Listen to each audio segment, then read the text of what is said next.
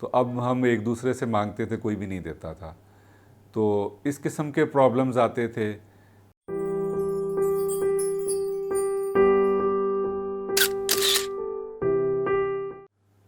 Film में result बहुत अच्छा था। ट्रांसपेरेंसीज के ऊपर काम करते थे तो बहुत अच्छे रिज़ल्ट्स आते थे। लेकिन डिफ़िकल्टीज़ बड़ी थी फ़ोटोग्राफ़ी में। डिफ़िकल्टीज़ ये थी कि आपने एक फ़ोटोग्राफ खींची है, लेकिन आपको पता नहीं कि इसका रिज़ल्ट क्या आएगा जब तक वो डेवलप नहीं होती। अब उसमें एक और मजबूरी ये थी कि डेवलपमेंट जो है वो आपके हाथ से नहीं हो रही, वो किसी लैब से हो रही है। अगर वहाँ पे केमिकल्स ठीक नहीं थे, उसका टेम्परेचर ठीक नहीं था, तो जो आप वहाँ पे काम करके हैं तो उसका रिज़ल्ट भी आप नहीं ले सकते। तो ये डिफ़िकल्टीज़ थी। फिर एक नंबर ऑफ़ शॉट्स, एक उसकी जो लिमिटेशन थी वो भी उस वक़्त ये भी एक इशू रहता था कि हम 36 की वो लेके जाते थे, रोल लेके जाते थे। तो अक्सर हम कहते थे कि यार 38 खींचनी है, हमने 39 खींचनी है। तो उसको चढ़ाते इस तरीके से थे कि 2-3 तस्वीरें फालतू हम खींच सकें।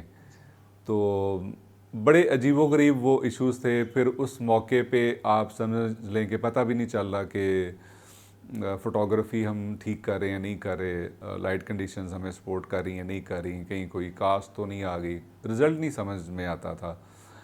तो बहरहाल, और फिर ये कि किसी ऐसी जगह पे चले जाते थे कि हम अपनी जो हमारा जो स्टॉक होता था फिल्म्स का, वो रास्ते में कंज्यूम कर लेते थे। लेकिन किसी खूबसूरत जगह पे पहुंचते थे, सही जगह पे पहुंचते थे, तो पता चलता था कि हमारे पास जो फिल्म्स हैं वो ख़त्म हो चुकी हैं। तो अब हम एक दूसरे से मांगते थे, कोई भी नहीं देता था। तो इस किस्म के प्रॉब्लम्स आते थे। फिर वो वापस आके फिर उसकी डेवलपमेंट के लिए, डेवलपिंग के लिए हमारे पास फिर फंड्स की कमी होती थी कि आपने वो फिल्म्स को सबसे पहले आपने डेवलप कराना है, फिर उसकी प्रिंटिंग करवानी है।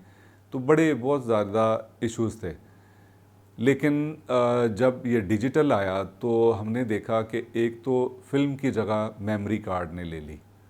दूसरा ये है कि एलसीडी मिल गई और फ़ौरन हम देख सकते हैं कि हम जो चाह रहे थे वो रिज़ल्ट मिल गया कि नहीं। अगर नहीं मिला तो सेकंड अटैम्प्ट कर लेते हैं, अगर फिर भी हम वो नहीं कर सके तो थर्ड अटैम्प्ट कर लेते हैं। उस मौके पे खड़े खड़े हम डिजिटल से अच्छा रिज़ल्ट लेने लग गए। तो ये जो डिजिटल, असल में ये डिजिटल एक फ़ोटोग्राफ़ी के अंदर इनकलाब लेकर आया। जो डीएसएलआर है ये फ़ोटोग्राफ़ी के अंदर इनकलाब लेकर आया। बल्कि मैं बात इससे आगे बढ़ा दूंगा, मैं ये कहूँगा कि डीएसएलआर के लिए तो ज़रूरी था कि एक बंदा फ़ोटोग्राफ़र हो और उसको इक्विपमेंट के बारे में और फ़ोटोग्राफ़ी के बारे में पता होना चाहिए। और ये कोई आसान काम नहीं है। डीएसएलआर के साथ काम करने के लिए बड़ा आपको नॉलेज चाहिए। आपको नॉब्स के बारे में, डायल्स के बारे में पता होना चाहिए, कंपोजिशन के बारे में पता होना चाहिए, लाइट कंडीशंस, ये वो बहुत सारी चीज़ें हैं जिनको आपने मद्देनज़र रखना, फिर आपने फ़ोटोग्राफ़ी करनी है। लेकिन मैं समझता हूँ कि फ़ोटोग्राफ़ी में जो इनकलाब अब सेल फ़ोन लेकर आया, अब ये जो मोबाइल फ़ोन लेकर आया, ये कभी हमने सोचा नहीं था। ये सिर्फ फ़ोटोग्राफ़ी के अंदर नहीं, ये वीडियो मेकिंग के अंदर भी ये इनकलाब एक आया।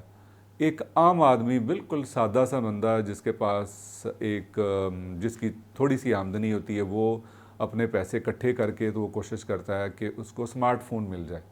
और अगर उससे पूछा जाए कि स्मार्टफ़ोन ही क्यों लेना चाहते हो, तो वो कहता है कि इसमें वीडियो बन जाती है और इसके अंदर फ़ोटोग्राफ़ी हो जाती है, तो मैं अपने गांव में जाऊंगा और जाके वहाँ पे मैं तस्वीरें खींचूंगा। मैं समझता हूँ सोशल मीडिया के साथ साथ, सोशल मीडिया अगर आ जाता और ये सेल फ़ोन नहीं आता और इसके अंदर ये कैमरा और वीडियो ना होता, तो सोशल मीडिया शायद ख़त्म हो जाता। सोशल मीडिया को आगे बढ़ाने में जो कंटेंट था वो सारा सेल फ़ोन ने दिया। और अभी तक मुसलसल अगर आप देखें, जो डीएसएलआर से काम करने वाले कितने लोग होंगे और वो कितना काम कर लेंगे। लेकिन जो इस वक्त आप समझ लें कि आप इस वक्त कनेक्टेड हैं पूरी दुनिया से, सिर्फ आपने थोड़ी सी एफ़र्ट करनी है। तो अगर आप जानना चाहते हैं अमेरिका के एनवायरनमेंट के बारे में, अमेरिका के कल्चर के बारे में, अफ्रीका के कल्चर के बारे में जानना चाहते हैं, तो आपको यूट्यूब पे, आपको फेसबुक पे, इंस्टाग्राम पे और सोशल मीडिया थोड़ी सी आप सर्च करेंगे तो बहुत ज़्यादा आपको कंटेंट मिलेगा।